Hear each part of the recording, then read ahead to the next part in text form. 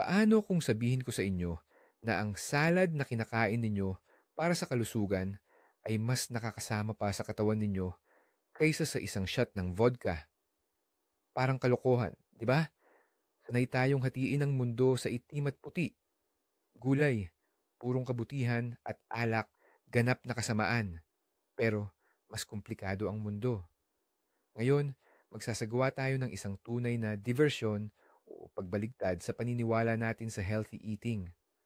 Magbabanggit ako ng 3 popular na gulay na makikita sa bawat tindahan at halos sa refrigerator ng bawat isa sa inyo. At patutunayan ko na sa tamang kondisyon, mas mapanganib pa sila para sa inyong katawan kaysa sa katamtamang dami ng alak. Handa ba kayong pagdudahan ang lahat ng alam ninyo tungkol sa healthy living? Kung handa na kayo, maghanda dahil pagkatapos nitong video, hindi na magiging pareho ang pagtingin ninyo sa pagpunta sa grocery store. At oo, alam ko na uulanin ako ng galit na komento. Kaya panoorin ninyo muna hanggang dulo bago kayo magbigay ng konklusyon. Para magkasundo tayo, unawain muna natin ang konteksto. Sa ika-20 siglo, ang healthy lifestyle ay naging parang isang relihiyon. Binobomba tayo ng mga mantra. Kumain ng mas maraming gulay. 5 serving kada araw, batas yan. Gulay ang pinagmumulan ng bitamina at fiber. At tama naman talaga yan. Pero sa paghabol natin sa malinis na pagkain na ito, nakakaligtaan natin ang demonyo na, gaya ng alam natin, ay nasa maliliit na detalye.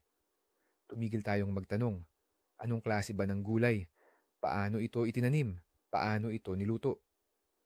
Nilikha natin ang isang kulto kung saan ang anumang produkto na galing sa hardin ay automatikong itinuturing na banal. Ang alak naman, sa kabaligtaran, ay naging pangunahing demonyo. Ang pinsala nito sa atay, utak at buong katawan ay hindi maikakaila kapag inabuso. Pero ito ang kabalintunaan. Ang pinsala ng alak kahit papaano ay napag-aralan at pwedeng hulaan. Alam natin ang dosage, ang kahihinatnan at ang mekanismo. Pero ang pinsala mula sa ilang healthy na produkto ay mas tahimik, mas hindi halata. Nagkukunwari pa ngang nagpapagaling. Hindi ito ganoon ka-obvious, pero mas mapanlin lang. Nagdudulot ng talamak na pamamaga, autoimmune reactions, at metabolic disorders na hindi ma-diagnose ng mga tao sa loob ng maraming taon, habang patuloy silang kumakain ng kanilang healthy na salad. Kaya, heto na ang ating unang suspek. Kilalanin natin ang hari ng hapagkainan, ang pangalawang tinapay, ang batayan ng daan-daang ulam, ang patatas. Oo, siya nga, na halos imposibleng wala sa anumang salusalo o hapunan ng pamilya. Gusto natin siya na ginagawang puri, prito, nilaga o inihaw. Mura siya, nakakabusog, at sa tingin natin, talagang inosente. Gulay lang naman yan, di ba? Pero silipin natin kung ano ang nasa ilalim ng kanyang balat. Ang pangunahing problema sa patatas ay ang napakataas nitong glycemic index. Pagpasok nito sa ating katawan, lalo na kapag malambot na puri or malutong na french fries, ang starch ng patatas ay mabilis na nagiging glucose, literal na sa bilis ng kidlat. Para sa ating pancreas, ang isang plato ng mashed potato ay halos katumbas na ng pagkain ng ilang kutsara ng purong asukal. Kaya nagkakaroon ng napakalaking insulin spike para maproseso ang lahat ng glucose na yan. Isipin mo ang roller coaster na pinapasakay mo ang iyong katawan tuwing kumakain ka ng patatas. Matinding pagakyat ng sugar at kasunod nito ang kasing tindiring pagbagsak. At ano ang mararamdaman mo pagkatapos? Tama, muli kang magugutom at manghihina. Ngayon, ikumpara natin ang epektong ito sa kaunting dekalidad na dry wine or purong matapang na alak. Siyempre, ang alak ay nakakapagpabigat din sa atay pero hindi ito nagdudulot ng ganoong kabilis at matinding pagtaas ng asukal sa dugo. Mas predictable ang metabolism sa baha nito at hindi nito biglang ginugulat ang ating insulin system. E paano naman kapag regular tayong kumakain ng patatas? Itong paulit-ulit na pag-akyat baba ng insulin, unti-unti nitong ginagawang manhid ang ating mga cells. Ito ang nagiging dahilan ng insulin resistance. Direktang daan patungo sa type 2 diabetes, labis na katabaan, sakit sa puso, at chronic inflammation. Maaari kang hindi uminom ng alak sa loob ng maraming taon, pero kung araw-araw mo namang binobomba ng patatas ang iyong pancreas, magkakaroon ka pa rin ng metabolic syndrome. Kaya naman, sa pangmatagalang epekto sa iyong metabolism, ang patatas pala ay mas mapaminsalang kalaban kumpara sa isang baso ng alak habang naghahapunan. Natatakot tayo sa cirrhosis dahil sa alak, pero napapabayaan naman natin ang banta ng diabetes na nagmumula sa isang, sa tingin natin, inosenteng gulay. Pero hindi pa dyan natatapos ang lahat. Ang pinakakakilabot na bahagi ay nagsisimula kapag nagpasya tayong lutuin ang patatas sa mas masarap na paraan. Halimbawa, iprito hanggang maging golden brown ang balat or i-bake sa horno gamit ang mataas na temperatura. Sa pagkakataong ito, may ipinanganak na tunay na halimaw na nagngangalang acrylamide mula sa dati inosenteng gulay.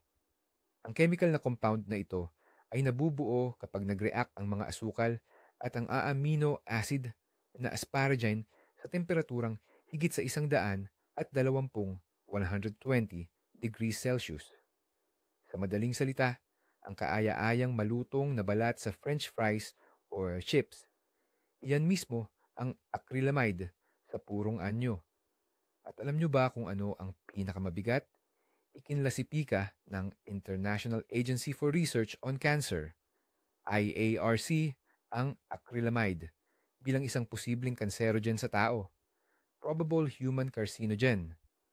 Malinaw na ipinakita ng mga pag-aaral sa hayop ang direktang koneksyon sa pagitan ng pagkonsumo ng acrylamide at ang pag-unlad ng mga sakit na oncological, cancer. Siyempre, patuloy pang pinag-aaralan ang eksaktong dosis para sa tao. Ngunit ang mismong katotohanan na may potensyal na kanserogen sa inyong plato ay dapat na maging sanhi ng pag-aalala. Balikan natin ang paghahambing sa alkohol. Aminado tayo, ang labis na pag-inom ng alak ay nagpapataas din ng posibilidad na magkaroon ng ilang uri ng kanser. Ito ay isang bagay na napatunayan na. Ngunit sa kaso ng pritong patatas, nakukuha natin ang panganib na ito mula sa isang pagkain na itinuturing nating pangunahin, pang-araw-araw, at parang pandieta pa nga. Ipinapakain natin ang fried potato sa ating mga anak. Kinakain natin ito ng ilang beses sa isang linggo at wala tayong kamalay-malay na kusang loob tayong nagpapasok sa ating katawan ng isang substansiyang kabilang sa listahan ng mga posibleng sanhi ng cancer o carcinogens. Ang nangyayari ay isang nakakalitong sitwasyon.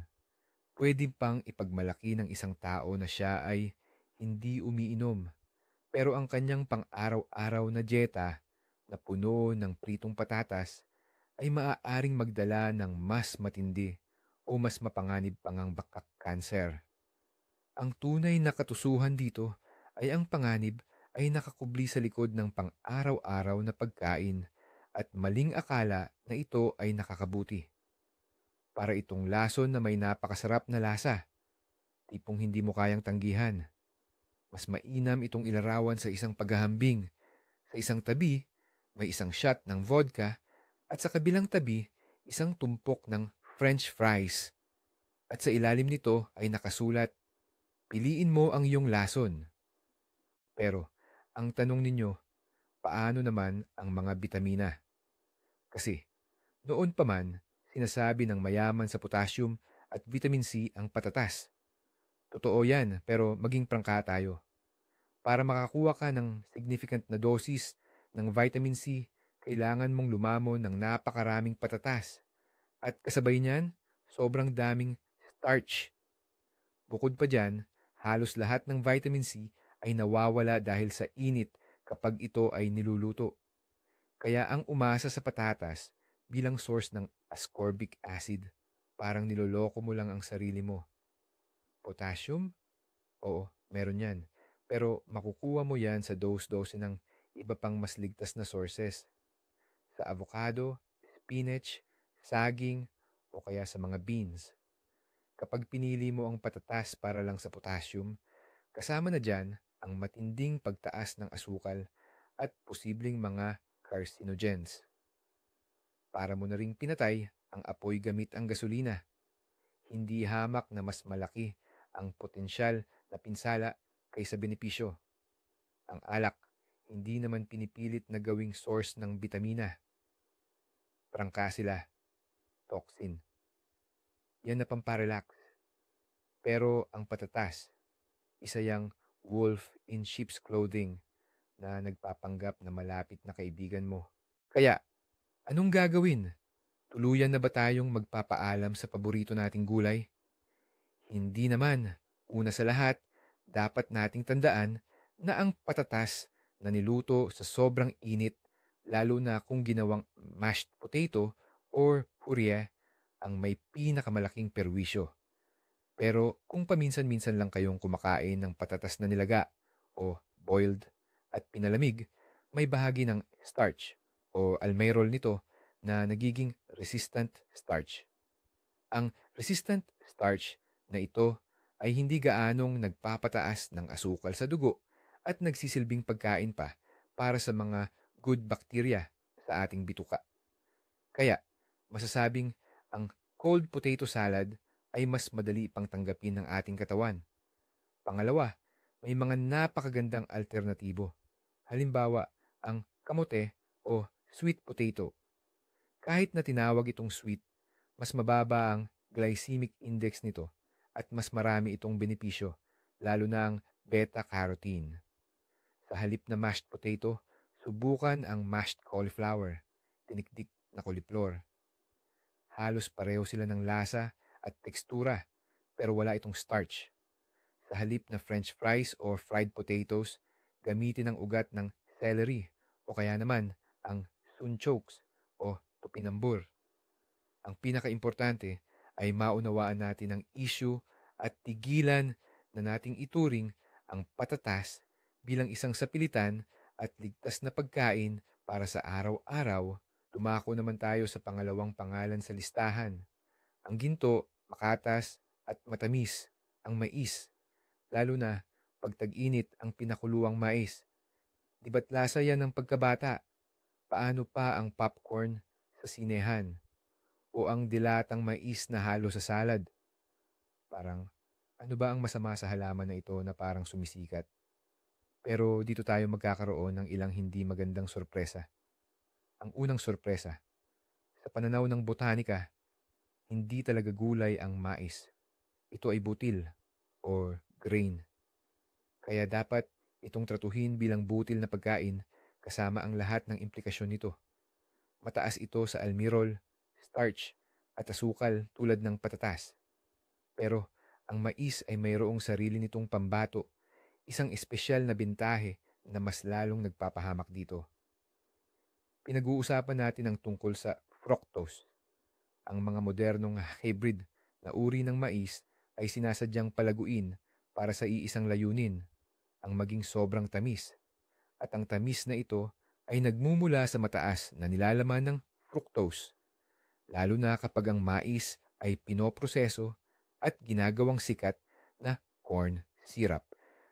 Ngayon, ang corn syrup na ito ay halos idinadagdag sa lahat ng mga produktong ginawa ng pabrika, mula sa soft drinks hanggang sa ketchup.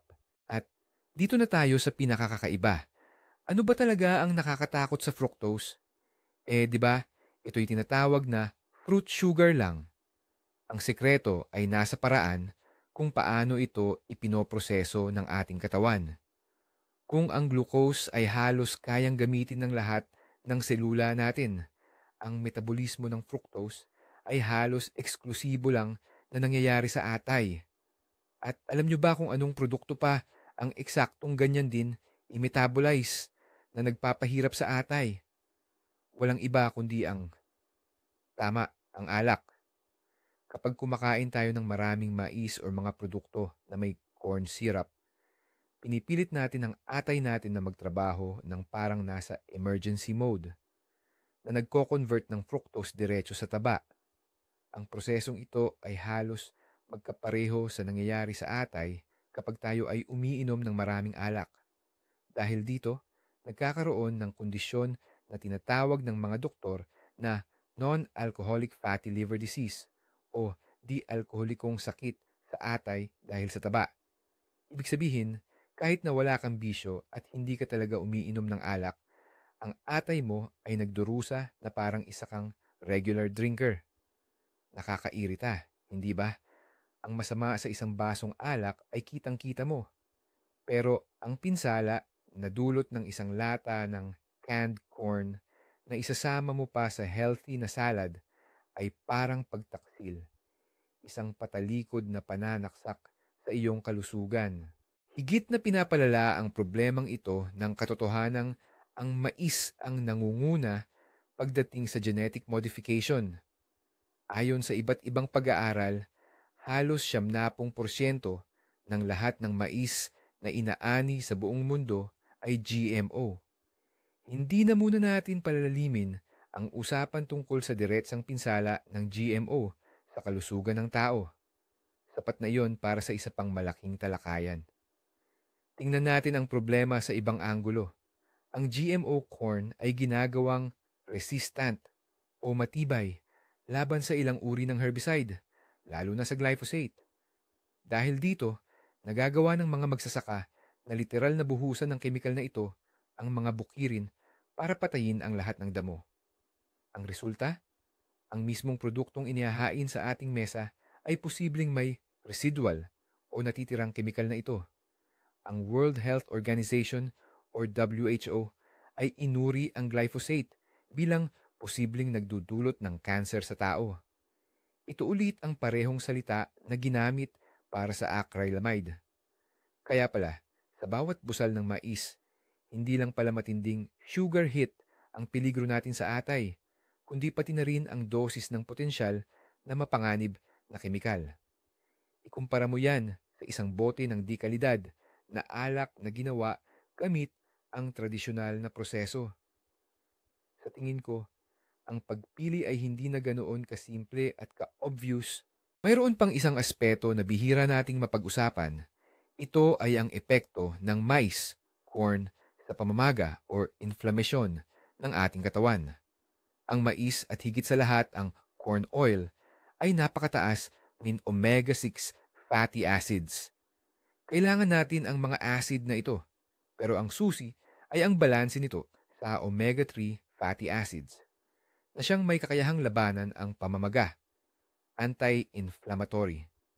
Sa isang ideal na dieta, ang ratio ng mga ito ay dapat na malapit sa 1:1, 1.1, o kung mataas man, hanggang 4:1, 4:1, pabor sa omega-6. Ngunit sa modernong panahon ng pagkain, kung saan punong-puno tayo ng corn oil, processed foods, at karni ng mga hayop na pinakain din ng mais, ang balanse ay umaabot sa 20:1, 20.1, or mas mataas pa. Ang sobrang imbalance na ito ay lumilikha ng palagiang kalagayan ng pamamaga or pro-inflammatory background sa ating katawan. Para itong nagbabagang apoy na handang mag-umpisa ng sunog anumang oras na nagpapakita bilang arthritis, sakit sa puso, mga problema sa balat, or maging depresyon. Ang alkohol ay maaari ring magdulot ng pamamaga, subalit ang epekto nito ay mas matindi at mas direkta. Ang mais naman ay lumilikha ng chronic or pangmatagalan at mabagal na problema na napakahirap tukuyin at iugnay sa isang partikular na pagkain.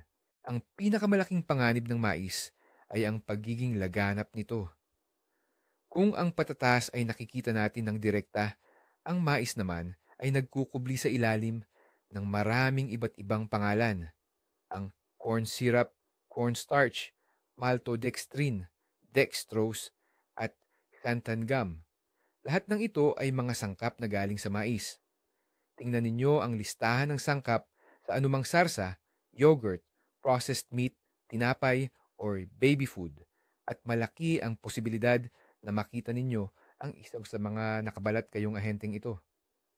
Sobrang dami tayong nakukonsumo na mais, pero hindi natin ito namamalayan. Akala natin ay kumakain tayo ng tomato ketchup. Pero ang totoo, ito ay corn syrup lang na may kulay at pampalasa. Bumibili tayo ng fat-free na yogurt, pero hindi natin napapansin na dinagdagan pala ito ng cornstarch para lumapot. Dahil sa palihim na pagkalat na ito, mas nagiging delikadong kalaban ang mais kaysa sa alkohol na kaya pa nating kontrolin at malaman kung kailan natin iniinom. Alam natin kung kailan tayo umiinom ng alak, pero halos hindi natin alam kung kailan tayo kumakain ng mais. At ang kalaban na hindi mo nakikita, iyon ang pinakamapanganib.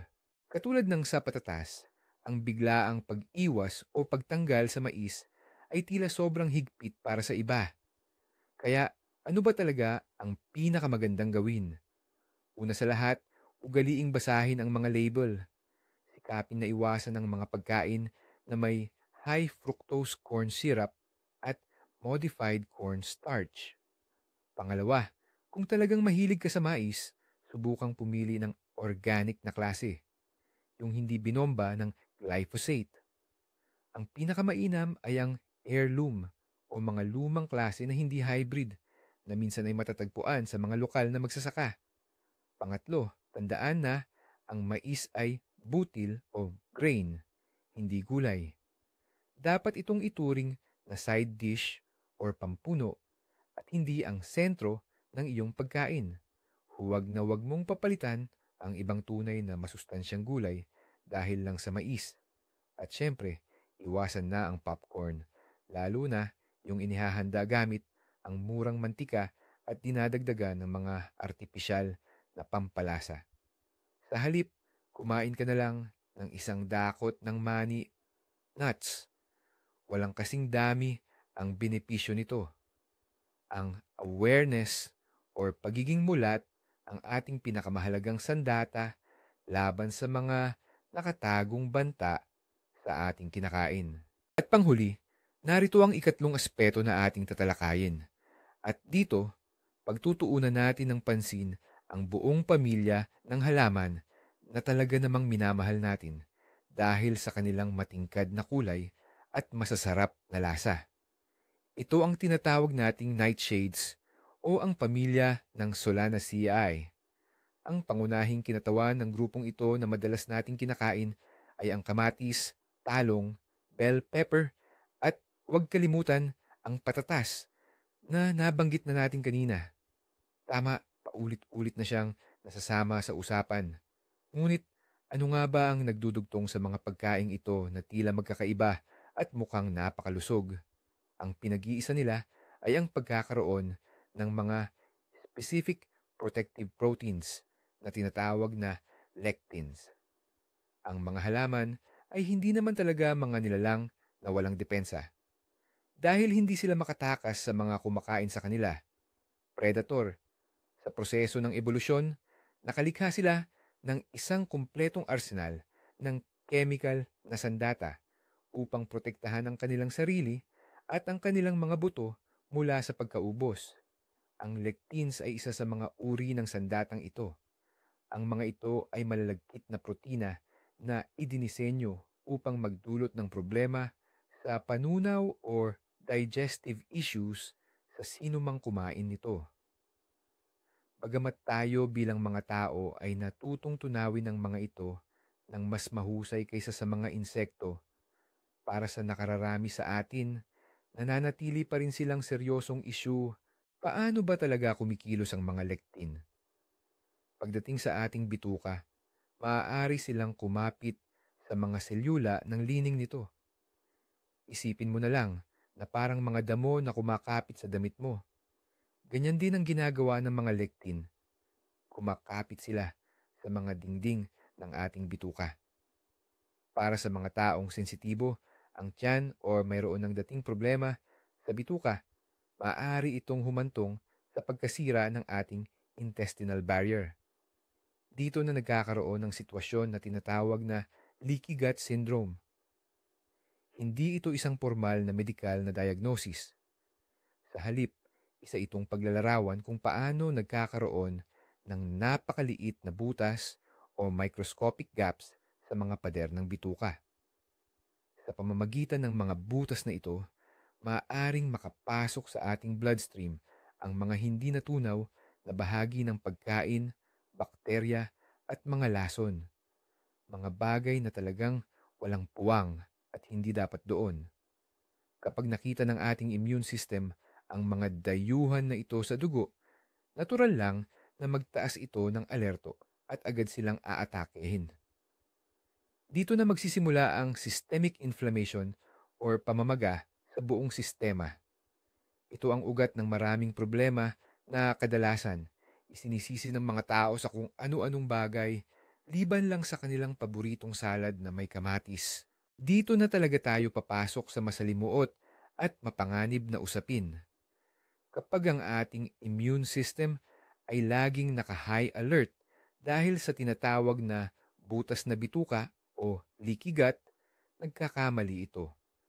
May mga protina na nakakapasok sa dugo na sa kanilang istruktura ay kahawig ng protina ng sarili nating mga tisyu. Halimbawa, ang tisyu ng kasukasuan, thyroid gland or balat. Kaya't ang immune system sa pagtatangka nitong puksain ang kalaban ay nagkakamali at sinisimulan nitong atakihin ang sarili nating katawan. Ito ang tinatawag nating autoimmune reaction. Ito ang dahilan kung bakit maraming doktor ng integrative medicine ang nag-uugnay sa pagkain ng maraming nightshades, mga gulay tulad ng talong at sili, sa paglala ng mga sakit tulad ng rheumatoid arthritis, psoriasis, at Hashimoto's disease. Taon-taon nang nagdurusa ang mga tao sa pananakit ng kasukasuan, pantal sa balat, at matinding pagkapagod. Umiinom sila ng sangkatutak na gamot, ngunit hindi nila alam na ang ugat pala ng problema ay ang masustansiyang talong o paminta sa kanilang hapagkainan. Ikumpara natin ito sa alak. Ang alak ay nagdudulot ng hangover at problema sa atay. Ngunit bihirang-bihira itong magsimula ng ganitong uri ng tuso at mapanirang mekanismo ng sariling pag-atake sa katawan. Bukod pa sa mga lectin, ang mga gulay na kabilang sa nightshade family ay may isa pang nakaka-interest na substansya, ang solanine. Ito ay isang glycoalkaloid na nagsisilbing natural na pangontra sa peste o fungus para sa halaman. Pero tandaan, kapag sobra ang dami ng solanine, lason ito. Ang klasikong halimbawa nito ay ang patatas na nagkulay berde. Ang kulay berdeng ito ay senyales na napakataas na ng solanine content nito at ang ganitong patatas ay huwag na huwag nang kainin. Sa mga hinog na kamatis at talong, mas mababa talaga ang solanine at ligtas naman ang dosis na ito para sa karamihan ng tao. Gayunpaman, sa mga taong sadyang sensitibo, kahit kaunting solanine lang ay maaaring mag-trigger ng inflammatory reactions, pananakit ng kasukasuan, o mga problema sa panunaw. Maraming tao na may arthritis ang nagsasabi na gumanda ang kanilang pakiramdam o malaki ang improvement ng kanilang kondisyon noong tuluyan nilang tinanggal sa kanilang diet ang lahat ng nightshades. Hindi ito nangangahulugang ang kamatis mismo ang nagdudulot ng arthritis, pero maaari itong maging matinding trigger na lalo lang nagpapalala sa pamamaga na nandyan na. Ito ay parang nagdaragdag ka lang ng gasolina sa apoy na matagal nang nagbabaga sa iyong mga kaso-kasuan. Bakit mas masasabi nating mas matindi at mas mapanlin lang ang pinsalang dala ng mga gulay na ito kaysa sa alak? Simple lang, dahil hindi ito halata. Kung sumasakit ang ulo mo pagkagising mo matapos ang inuman, sigurado kang alam mo ang pinagmulan. Kung sumakit man ang atay mo matapos ang ilang taong sobrang pag-inom, malinaw din ang koneksyon. Pero kapag nagsimula ng sumakit ang iyong tuhod, hinding-hindi mo maiisip na ang kamatis ang sisisihin mo. Sa edad mo, sa pabagubagong panahon, o kaya sa matinding ehersisyo mo pa, mapupunta ang sisi. Magpapakonsulta ka sa doktor at bibigyan ka lang niya ng mga gamot na pang-iwas sa pamamaga na marami namang side effects. At patuloy mo pa rin kakainin ang paborito mong vitamin salad na may kamatis at sili. Kaya naman patuloy mong sinusuportahan ang talamak na pamamaga or chronic inflammation sa loob ng iyong katawan. Dito nakasalalay ang talagang pagiging mapanlin lang ng mga nightshades. Lihim silang umaatake, nagkukubli sa likod ng pagiging healthy na pagkain, at ang masamang epekto ay makikita lamang pagkatapos ng ilang buwan o taon. Para itong bomba na unti-unting sumasabog, isang delayed action bomb na tayo mismo ang nagtatanim sa ating katawan araw-araw. Kailangang maging maingat lalo na sa mga pagkain na kabilang sa nightshade family ang mga taong may autoimmune disorders, problema sa bituka, irritable bowel syndrome or IBS, o kaya'y palagiang pananakit ng kaso-kasuan or chronic joint pain. Para sa kanila, ang pansamantalang pag-alis ng mga produktong ito sa diet o tinatawag na elimination diet ay maaaring maging malaking tulong. Kadalasan, pagkaraan ng 3 hanggang 4 na linggo na walang kamatis, sili at talong, makikita na ang napakalaking pagbabago sa pakiramdam. Nawawala ang mga kirot, lumilinaw ang balat at dumarami ang enerhiya. Hindi naman ibig sabihin nito na kailangan agad at habang buhay na nating iwasan ang mga gulay na ito. Pero kung mayroon kang hindi maipaliwanag na issue sa kalusugan, subukan mong alisin muna ang mga nightshades sa iyong menu sa loob ng 1 buwan. Ito ay isang napakadali at ligtas na paraan ng pag-diagnose. Mas mabuti pang ipagpaliban muna ang pagkain ng pisa at ratatouille sa sandaling panahon kaysa naman habang buhay kang umaasa sa pain relievers. Hindi ba? Kung ikaw ay malusog, pero nag-aalala pa rin sa posibleng masamang epekto ng mga gulay na tulad ng kamatis, talong, at sili na kabilang sa nightshades, mayroon tayong ilang simpleng tips para mabawasan ang potential harm nito. Una, tandaan na karamihan sa lectins at solanine ay makikita sa balat at buto. Kaya, kung balatan mo ang kamatis, lagyan ng cut at i-blanch sa kumukulong tubig at tanggalin ang buto, mas nagiging ligtas itong kainin. Ganyan din ang gawin sa sili. Para naman sa talong, napakaganda ng epekto kung ibababad muna ito sa tubig na may asin bago lutuin. Pangalawa, malaking tulong ang pagluluto o thermal processing para mabawasan ng husto ang lectins. Kaya, mas mainam at mas gusto nating kainin ang mga nightshades na sinigang, tinola o inihaw, stewed or baked kaysa sa mga hilaw. Halimbawa, ang hilaw na bell pepper sa salad ay maituturing na isang malaking lectin hit. Pangatlo, piliin lang lagi ang mga prutas na ganap ng hinog. Ang mga hilaw at berdeng kamatis, halimbawa, ay may mas mataas na taglay ng toxic alkaloids. At syempre, huwag kalimutang sumunod sa katamtamang pagkain or moderation. Huwag mong uubusin ang mga gulay na ito ng 3 beses sa isang araw. Tandaan, ang pagkakaroon ng variety o iba't ibang pagkain ay siyang susi sa pangmatagalang kalusugan. Kaya maghinuha na tayo. Ngayon, kinuwestiyon natin ang mga sacred cows ng healthy eating. Nadiskubre natin na ang simpleng patatas ay pwede palang maging isang sugar bomb at pinagmumulan ng mga sangkap na nakakakanser na mas mapanganib pa sa ibang pagkain. Natutunan din natin na ang matamis na mais ay nagpapabigat sa ating atay dahil sa fructose na halos kasing epekto ng alak at nagpapalala ng chronic inflammation. At ibinunyag natin ang sikreto ng mga gulay na nightshades, ang kamatis, talong, at sili, kung saan ang kanilang mga protective proteins or lectins ay pwedeng maging trigger ng pananakit ng kasukasuan at mga autoimmune reactions.